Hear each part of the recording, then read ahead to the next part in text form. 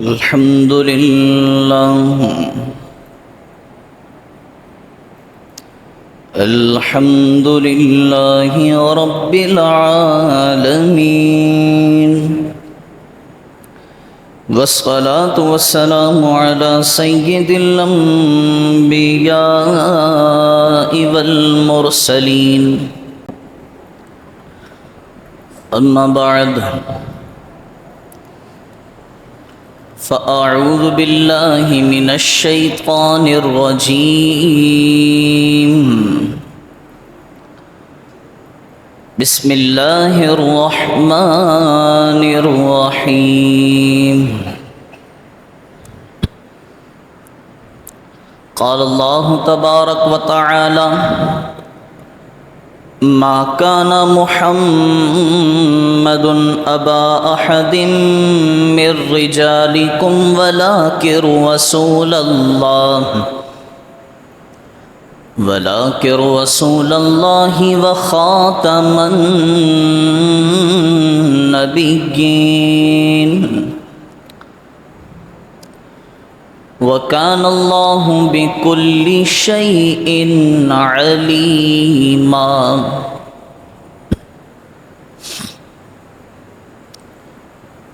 صدق الله العظيم. وقال رسول الله صلى الله تعالى عليه وسلم: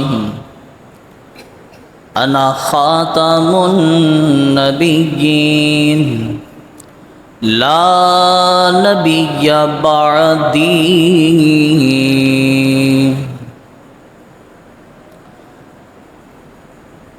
صدق رسوله النبي الكريم الأمين. إن الله وملائكته يصلون على النبي يا أيها الذين آمنوا صلوا عليه وسلموا تسليما. اللهم صل وسلم على سيدنا محمد. قد ضاقت حيلتي أدركني يا رسول الله صلی اللہ تعالی علیہ وسلم. مولاي صل وسلم دائما ابدا على حبيبك خير الخلق كلهم.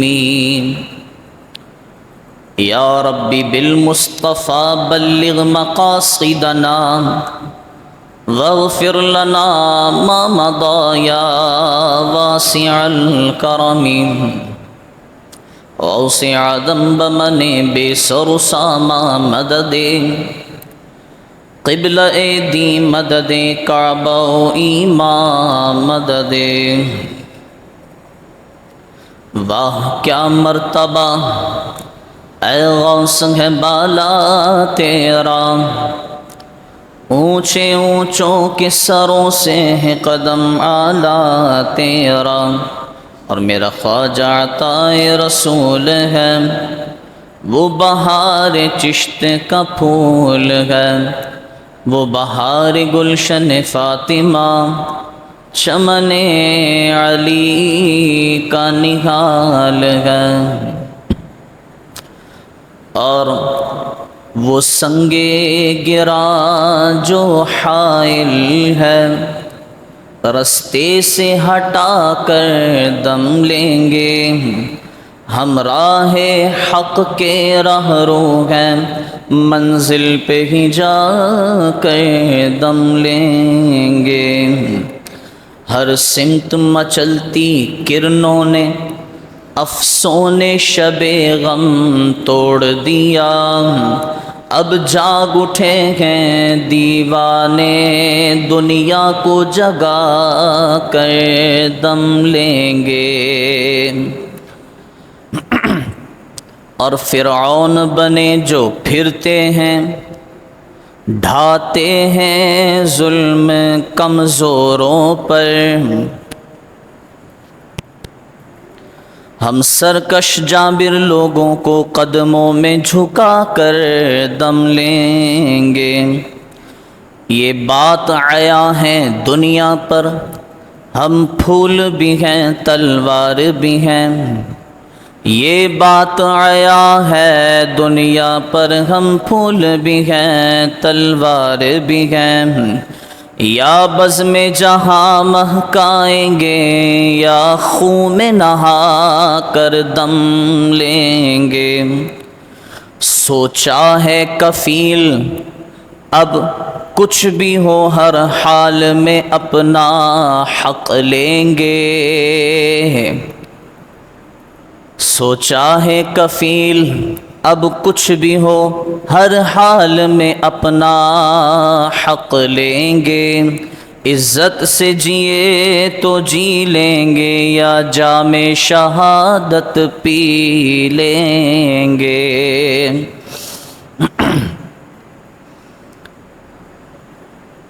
یہ بات عیاں ہے دنیا پر، ہم پھول بھی ہیں تلوار بھی ہیں، یہ بات عیاں ہے، واضح ہو چکی ہے کہ ہم پھول بھی ہیں تلوار بھی ہیں۔ ہاں، پھول ان لوگوں کے لیے جو اللہ اور اس رب کے محبوب علیہ الصلاۃ اور محبوب کریم علیہ الصلاۃ کے محبوبین صحابہ کرام علیہم الرضوان، اہل بیت اطہار رضوان اللہ تعالی علیہم اجمعین کے ماننے چاہنے والے ہیں، ہم ان کے لیے پھول ہیں، اور ہم تلوار ان لوگوں کے لیے ہیں کہ جو حضور علیہ السلام کی ختم نبوت کے منکر ہیں، جو کسی نہ کسی طریقے سے حضور علیہ السلام کی ختم نبوت کے منکرین کے ساتھی ہیں، ہم ان سب کے لیے تلوار ہیں۔ یہ بات عیاں ہے دنیا پر، ہم پھول بھی ہیں تلوار بھی ہیں، یا بزم جہاں مہکائیں گے یا خون میں نہا کر دم لیں گے انشاءاللہ۔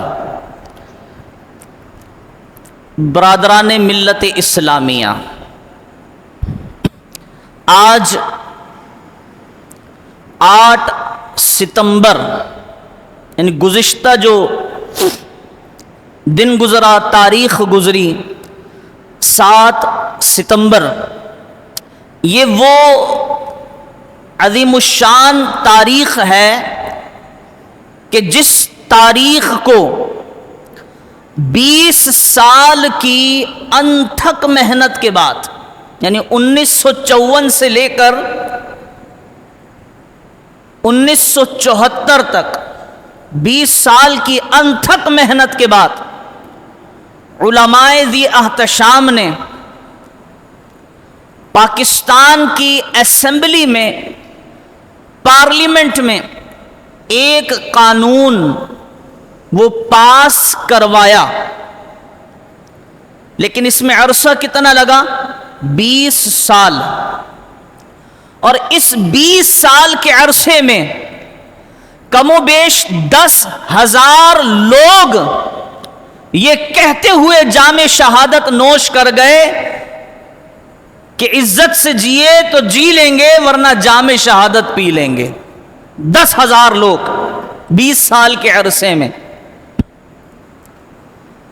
اور 7 ستمبر کو جو قانون پاس ہوا اور جس کے نتیجے میں 20 سال کی محنت لگی، اور اس محنت کے لیے جن لوگوں نے جام شہادت نوش فرمایا، وہ قانون تھا کہ قادیانی کافر ہیں اور دنیا کے بدترین کافر ہیں۔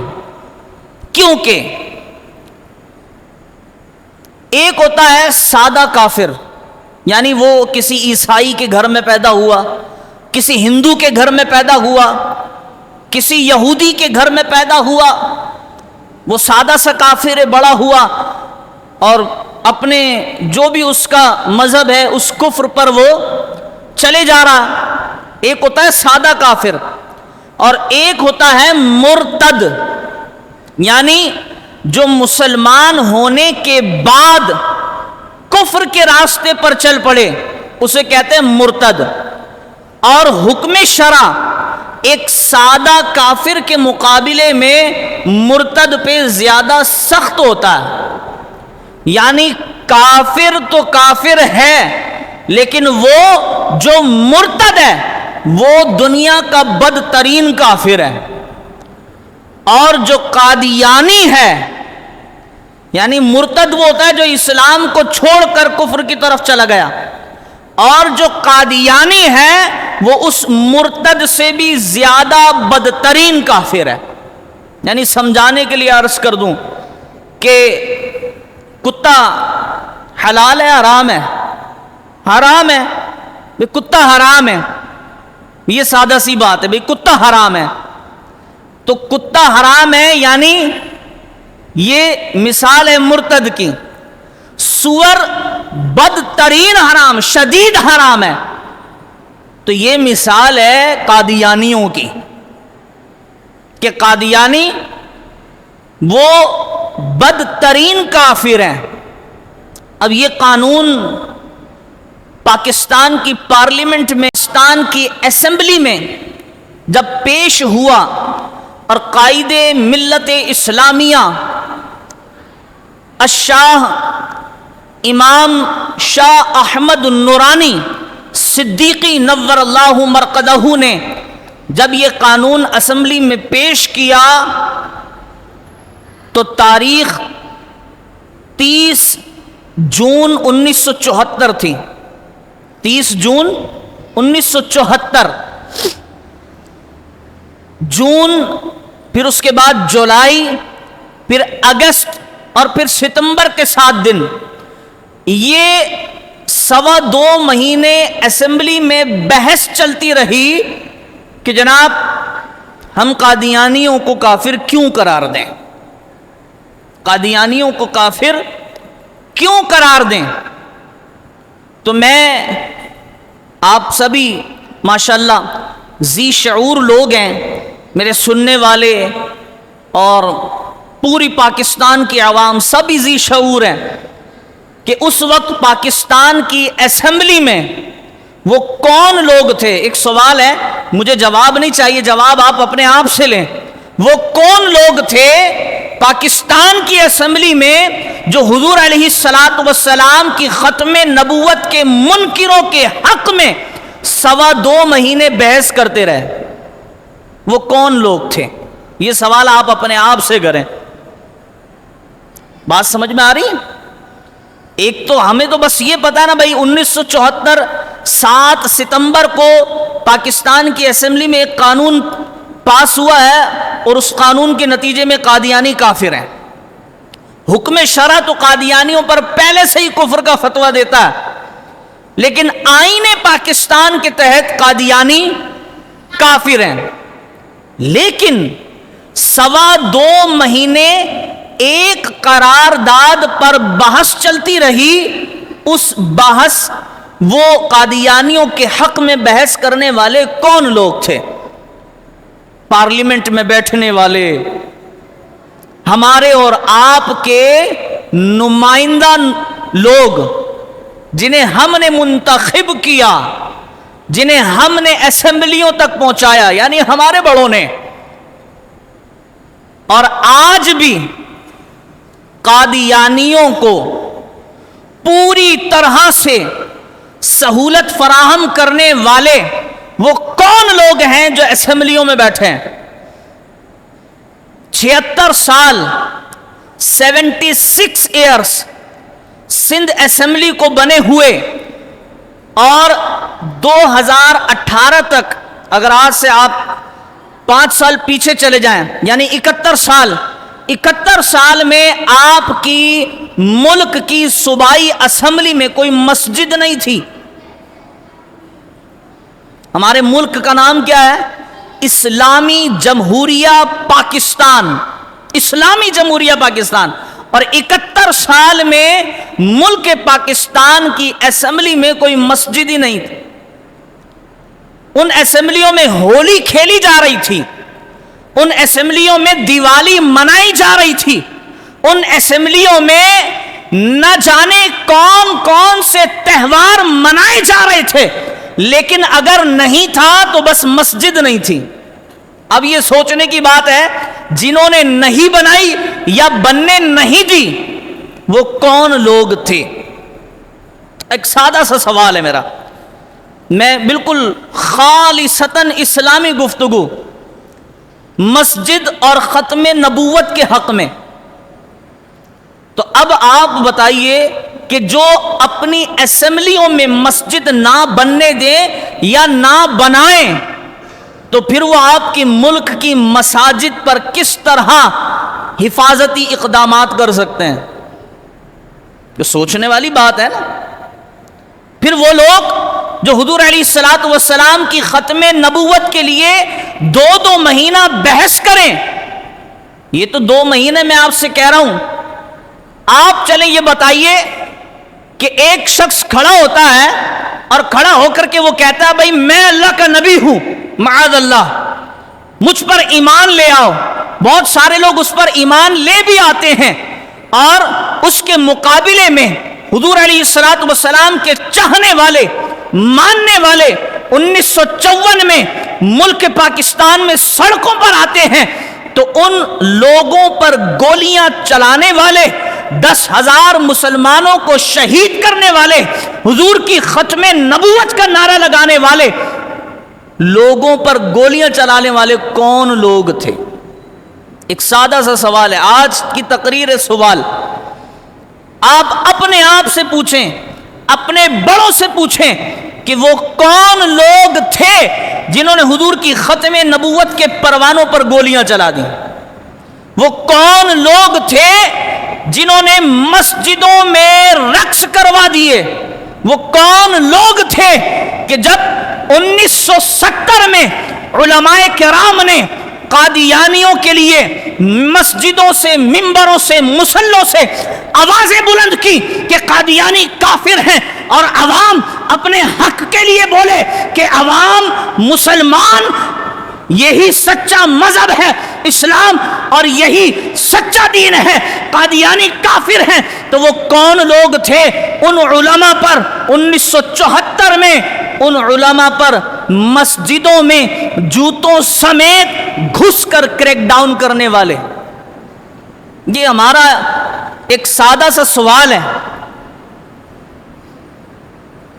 اور پھر یہ سلسلہ تھما نہیں، رکا نہیں. قادیانیت اگرچہ اسلام اور آئین کی روح سے حرام قرار دی جا چکی ہے، کفر قرار دی جا چکی ہے، اور قادیانی کافر قرار دیے جا چکے ہیں، لیکن اب بھی قادیانیوں کو وہ وی آئی پی پروٹوکول دیا جاتا ہے جو شاید مجھے اور آپ کو کبھی نہ ملا ہے نہ ملے گا. کیسے؟ ایک سادہ سی بات ہے. ابھی 4 دن پہلے میری کوشش یہ ہوتی ہے کہ ہم حالات حاضرہ پر زیادہ گفتگو کریں، جو حالات چل رہے ہیں. ابھی 4 دن پہلے آپ کے کراچی کے علاقے صدر، جہاں پریڈی تھانہ لگتا ہے، وہاں یہ ہوا کہ قادیانیوں کی جو فتنہ گاہ ہے، میں اس کو عبادت گاہ نہیں کہتا ہوں، عبادت خانہ بابا جی فرماتے تھے عبادت خانہ وہ ہوتا ہے جہاں ما کان محمد ابا احد من رجالکم ولکن رسول اللہ و خاتم النبیین کی آیتیں پڑھی جاتی ہیں. قادیانیوں کی فتنہ گاہ پریڈی تھانے کے قریب، وہاں قادیانیوں نے اپنی فتنہ گاہ پر مینار بنا دی ہے. اور مینار کیا ہیں؟ یہ شعائر اسلام ہے، اسلام کی نشانیوں میں سے ایک ہیں، جنہیں ہم مسجدوں پر بناتے ہیں، جو اللہ رب العزت کے مقدس گھر پر بنائے جاتے ہیں، جو مسجد نبوی شریف میں بنائے گئے ہیں، جو خانہ کعبہ میں بنائے گئے ہیں. مینار اسے کہتے ہیں، اور مینار شعائر اسلام ہے. اب پاکستان 1974 میں جو قانون بنا اس میں لکھا گیا قادیانی کافر ہیں، پہلا. دوسرا، قادیانی کسی بھی قسم کے شعائر اسلام کو استعمال نہیں کر سکتے، یعنی اسلام کی کوئی نشانی قادیانی استعمال نہیں کر سکتے. نہ وہ مینار بنا سکتے ہیں، نہ وہ محراب بنا سکتے ہیں، نہ وہ آذان دے سکتے ہیں، اعلان، آذان تو ہماری ہوتی ہے، نہ وہ اپنے فتنہ گاہ کو مسجد کہہ سکتے ہیں، نہ وہ اعلانیہ تبلیغ کر سکتے ہیں۔ یہ آپ کو آپ کا آئین پڑھ کر سنا رہا ہوں، 298B اور 298C، قادیانیوں پر یہ ساری حدیں لاگو کر دی گئیں۔ اب شہر کراچی میں جب مینار بنا دیے گئے اور مینار بنانے کے بعد کچھ عشاقان مصطفیٰ اور ختم نبوت کے پروانے ان میناروں کو توڑنے کے لیے پریڈی تھانے پولیس اسٹیشن میں گئے اور پولیس والوں کو وہاں لے کر گئے کہ جناب یہ آئین پاکستان میں یہ چیز جائز نہیں ہے، یہ قانوناً جرم ہے، آپ اسے توڑیے۔ تو پولیس والوں نے بڑے ہی شان و شوکت کے ساتھ قادیانیوں کو پروٹوکول فراہم کیا۔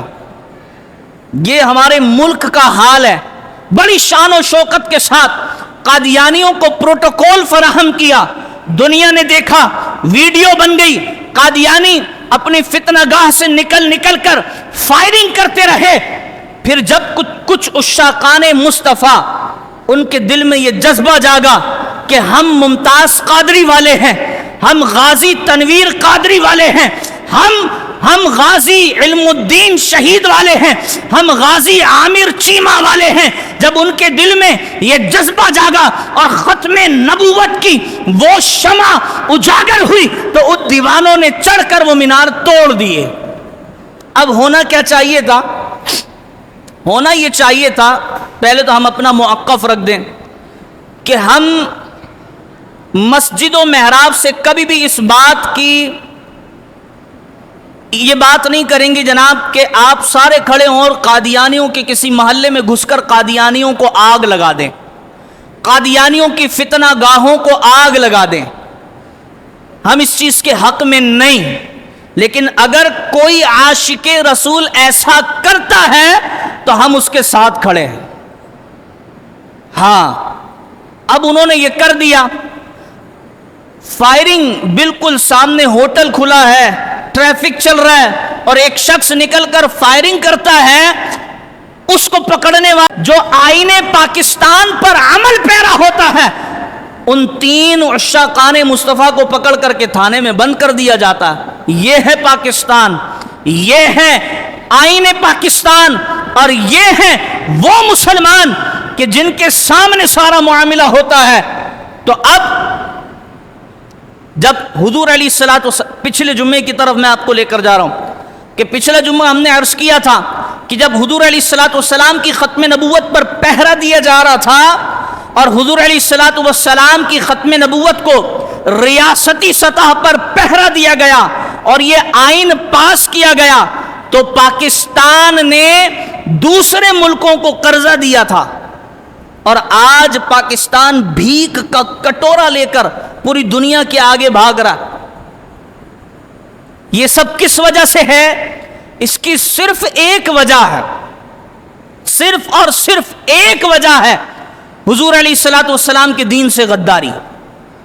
صرف ایک وجہ ہے، قرآن سے غداری۔ اس کی صرف ایک وجہ ہے، حضور علیہ الصلوۃ والسلام کی ناموس سے غداری۔ بس ہمیں تیسری، شاید آپ لوگوں کے تجزیے میں کوئی اور بات ہو سکتی ہے، لیکن ہمارا تجزیہ قرآن و حدیث کی روشنی میں اس بات پر پہنچتا ہے، اس نتیجے پر پہنچتا ہے کہ جناب آج ملک جس بدحالی کا شکار ہے اس کی صرف وجہ ہے کہ ہم نے حضور علیہ الصلوۃ والسلام کے دین سے غداری شروع کر دی ہے۔ سیدھی سی بات ہے۔ پھر یہ معاملہ ہو گیا، ہم جو بھی ہمارے سندھ کے ذمہ داران ہیں ان سے کہنا چاہتے ہیں عقل کے ناخن لیں اور آئین پاکستان کے تحت چلنے کی کوشش کیا کریں۔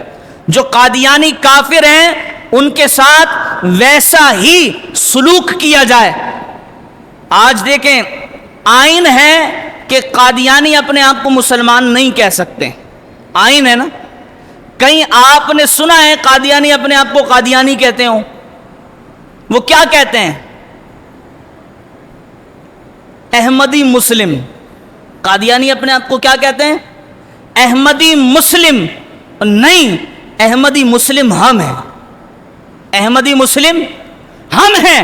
حضور علیہ الصلوۃ والسلام کا اسم گرامی آسمانوں پر احمد اور زمین پر محمد بن کر چمکا، لیکن قادیانی اپنے آپ کو کہتے ہیں احمدی مسلم۔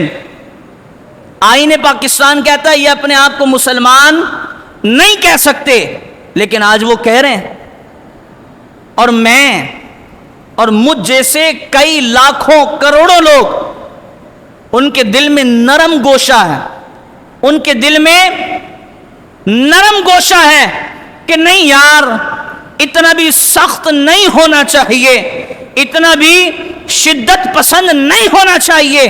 تو سن لیں، اللہ رب العزت نے قرآن پاک میں ارشاد فرمایا اشداء علی الکفار، کہ کفار پر شدت اختیار کرو۔ اب یہ شدت کس طرح کی ہے؟ یہ شدت ہم نے آپ کو بتا دی کہ کافر ہے وہ کافر بن کے رہے، بہت اچھی بات ہے، ہم اسے پروٹوکول دیں گے۔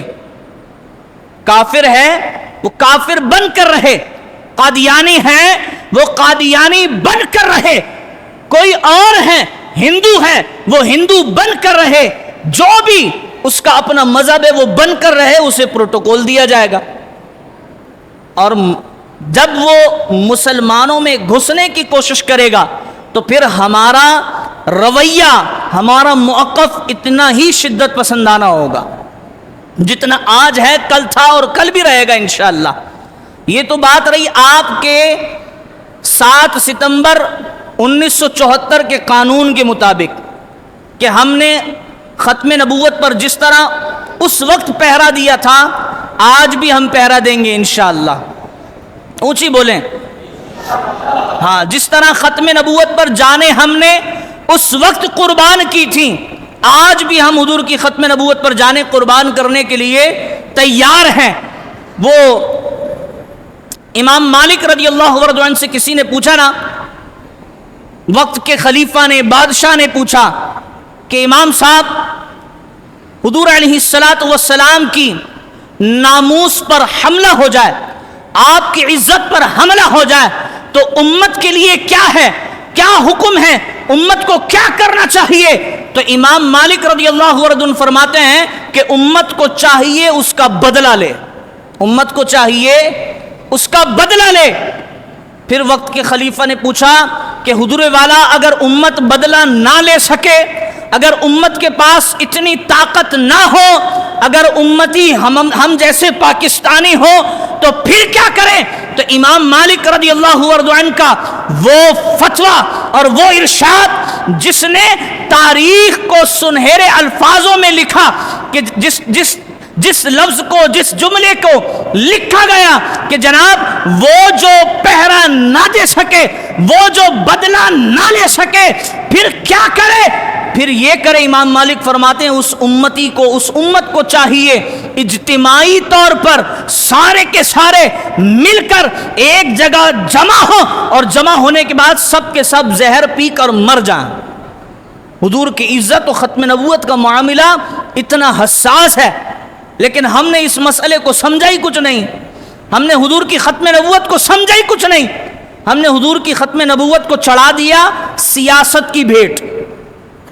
آج اگر ہم یہاں ختم نبوت کا نعرہ لگائیں تو ممکن ہے کوئی بحث کرنے آ جائے، کوئی لڑنے آ جائے، امام صاحب آپ بھی سیاسی ہو گئے، وہ تو ہم پیدا ہوئے جب سے ہیں، لیکن حضور کی ختم نبوت کا نعرہ سیاسی نہیں ہے۔ حضور کی ختم نبوت یہ ہم پر ایمان لانے کے بعد، لا الہ الا اللہ محمد الرسول اللہ پڑھنے کے بعد، نماز سے پہلے، قرآن سے پہلے، روزے سے پہلے، زکوٰۃ سے پہلے، حج سے پہلے، لا الہ الا اللہ محمد الرسول اللہ پڑھنے کے بعد جو سب سے پہلا فرض ہے وہ حضور کی ختم نبوت ہے۔ جی، لیکن ہمارا مزاج اور ہمارا نظریہ کیا ہو گیا؟ ہمارا نظریہ یہ ہو گیا کہ اگر کسی نے کہیں دنیا کے کسی کونے میں حضور کی ختم نبوت کا نعرہ لگایا ہے تو اب وہ کہتا یار یہ تو سیاسی نعرہ ہے، یہ مولانا بھی سیاسی ہو گئے، یہ فلانا بھی سیاسی ہو گئے۔ پھر آج دعوت اسلامی ختم نبوت کا نعرہ لگا رہی ہے، پھر کوئی کھڑا ہو کر ان پہ فتویٰ لگائے کہ دعوت اسلامی والے بھی سیاسی ہو گئے۔ یہ بات یاد رکھیں بھئی، حضور کی ختم نبوت، حضور کی عزت و ناموس کا معاملہ یہ سیاسی نہیں، نہ کسی فرد واحد کا مسئلہ ہے، نہ کسی تنظیم کا مسئلہ ہے۔ حضور کی عزت و ناموس کا مسئلہ، حضور کی ختم نبوت کا مسئلہ، یہ ہر ایمان لانے والے بندے کا مسئلہ ہے، ہر عورت کا مسئلہ ہے، ہر بچے کا مسئلہ ہے، ہر بوڑھے کا مسئلہ ہے، ہر جوان کا مسئلہ ہے، ہر مرد کا مسئلہ ہے۔ حضور کی ختم نبوت اور حضور کی ناموس رسالت پر پہرا دینا، جس طرح نماز دن میں 5 مرتبہ فرض ہے اور حضور کی عزت و ختم نبوت یہ ہر سانس کے ساتھ فرض کر دی گئی۔ ہم ایمان لے آئے، ہم نے پڑھ لیا لا الہ الا اللہ محمد رسول اللہ، ہم مسلمانوں کے گھر میں پیدا ہو گئے۔ اب لوگ سمجھتے ہیں جان چھٹی۔ لوگ کیا سمجھتے ہیں؟ جان چھٹی، بھائی کلمہ پڑھ لیا مسلمان ہو گئے، جان چھٹ گئی۔ نہیں، کلمہ پڑھا مسلمان ہو گئے، اب پھنس گئے، اب پھنس گئے، اب پابندیاں لگیں گی، اب حدیں لگیں گی، اب آپ کو حدود و قیود میں رہنا پڑے گا۔ کلمہ پڑھ لیا مسلمان ہو گئے، اب آپ کو ایک دائرے میں آنا پڑے گا۔ جی کلمہ پڑھ لیا مسلمان ہو گئے، آزاد ہو گئے؟ نہیں، اب حضور کی ختم نبوت پر بھی بات کرنی پڑے گی۔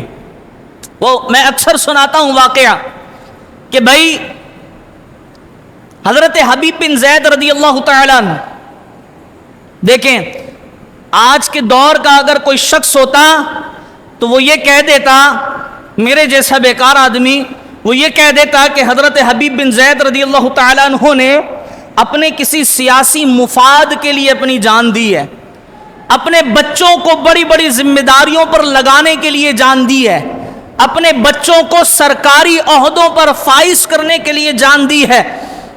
لیکن ایسا نہیں، ختم نبوت کا مسئلہ کتنا حساس اور نازک ہے۔ حضرت حبیب بن زید رضی اللہ تعالیٰ عنہ مدینے کی گلیوں میں کھجوریں بیچتے ہیں۔ ہمارے لیے جو سب سے زیادہ رکاوٹ چیز بنتی ہے نا، میں وہ بتا رہا ہوں۔ حضرت حبیب بن زید رضی اللہ تعالیٰ عنہ مدینے کی گلیوں میں کھجوریں بیچا کرتے ہیں، اور حضرت حبیب بن زید رضی اللہ تعالیٰ عنہ کے یہاں 12 بچوں کی ولادت ہو چکی ہے۔ کتنے؟ یعنی آپ 12 بچوں کے باپ ہیں، حضرت حبیب بن زید رضی اللہ تعالیٰ۔ جسم کے اعتبار سے انتہائی کمزور دکھنے والے، اب مدینے کی گلیوں میں کھجور بیچ کر حضور علیہ السلام کی مجلس میں آ کر کے تشریف فرما ہوتے۔ یہی معمول تھا۔ ایک دن مسیلمہ کذاب، جس نے سب سے پہلے نبوت کا، جھوٹی نبوت کا اعلان کیا، میں اللہ کا نبی ہوں، مسیلمہ کذاب نے خط بھیجا۔ اچھا بڑے مزے کی بات یہ، حضور علیہ السلام ظاہری طور پر اس دنیا میں موجود تھے، تو مسیلمہ کذاب نے اعلان نبوت فرما دیا معاذ اللہ، اور خط بھیج دیا حضور علیہ السلام کی بارگاہ میں۔ اور خط کا متن یہ تھا کہ آپ اللہ کے رسول ہیں۔ کون کہہ رہا ہے؟ جو دنیا کا سب سے بڑا جھوٹا ہے، اس کی زبان سے بھی اللہ نے سچ نکلوایا۔ آپ اللہ کے رسول ہیں، آپ ایک کام کریں، اب مشورے دینا شروع۔ بھئی کیا کام کریں؟ کہ یا تو اعلان کر دیں کہ میرے بعد بھی ایک نبی ہوگا جس کا نام مسیلمہ ہے، یا پھر یہ اعلان کر دیں کہ میں زمین کے اتنے خطے کا نبی ہوں اور زمین کے اتنے خطے کا نبی مسیلمہ ہے۔ اب حضور علیہ السلام نے جب یہ خط پڑھا، خط پڑھنے کے بعد آپ علیہ السلام نے خط ہوا میں بلند کیا، اور بلند کرنے کے بعد فرمایا کون ہے تم لوگوں میں جو مسیلمہ کے اس خط کا جا کر کے جواب دے گا؟ مسیلمہ کے اس خط کا جواب دے گا۔ تو حضرت حبیب بن زید رضی اللہ تعالیٰ عنہ کھجور تناول فرما رہے تھے، ابھی کھجور آدھی منہ میں آدھی ہاتھ میں، فوراً کھڑے ہو گئے، کھڑے ہو کر فوراً عرض کرنے لگے، یا رسول اللہ اگر آپ کی اجازت ہو تو حبیب مسیلمہ کو جواب دینے کے لیے تیار ہے۔ اب منہ میں کھجور تھی، کھجور کے کچھ دانے یا کچھ حصے ٹکڑے نکل کر کچھ صحابہ کرام علیہم رضوان کے چہرے پر پڑے۔ صحابہ کرام علیہم رضوان نے فرمایا کہ حبیب کیا ہو گیا، اتنی بھی جلدی کیا ہے؟ تو حبیب بن زید فرماتے ہیں کہ ارے اگر میں اس انتظار میں بیٹھا رہتا کہ میں کھجور کھا لوں اور اتنے میں کوئی اور کھڑا ہو جاتا حضور کی ختم نبوت پر پہرا دینے کے لیے، اپنی جان کا نذرانہ پیش کرنے کے لیے اپنے آپ کو آگے کر دیتا، حبیب کی غیرت کو یہ گوارا نہیں، اس لیے حبیب نے کھجور کھانے کا انتظار نہیں کیا بلکہ فوراً کھڑا ہو گیا۔ یا رسول اللہ مسیلمہ کے خط کا جواب حبیب دینا چاہتا۔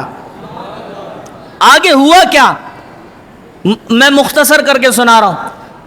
حضور علیہ الصلوۃ والسلام نے گھوڑے پر آپ کو بٹھایا، دیکھیں کیا منظر ہوگا۔ کریم آقا علیہ الصلوۃ والسلام نے اپنا بھالا، جسے کہتے ہیں نا بڑا سا، اپنا بھالا مبارک حضرت حبیب بن زید رضی اللہ تعالیٰ عنہ کے ہاتھ میں تھمایا اور تھمانے کے بعد روانہ کیا۔ اب مسیلمہ کے دنیاوی دربار میں، جو اس کی بادشاہی کا دربار تھا، وہاں پہنچے۔ وہاں پہنچنے کے بعد حبیب بن زید رضی اللہ تعالیٰ عنہ نے مسیلمہ کذاب کے سامنے کھڑے ہیں۔ مسیلمہ کذاب پوچھ رہا ہے کون ہو؟ مسیلمہ کذاب پوچھ رہا ہے کون ہو؟ حبیب بن زید رضی اللہ تعالیٰ عنہ کا وہ تاریخ ساز جملہ، حضرت حبیب بن زید فرماتے ہیں اے مسیلمہ تجھے شکل دیکھ کر احساس نہیں ہوتا محمد عربی کا غلام تجھے جواب دینے آیا۔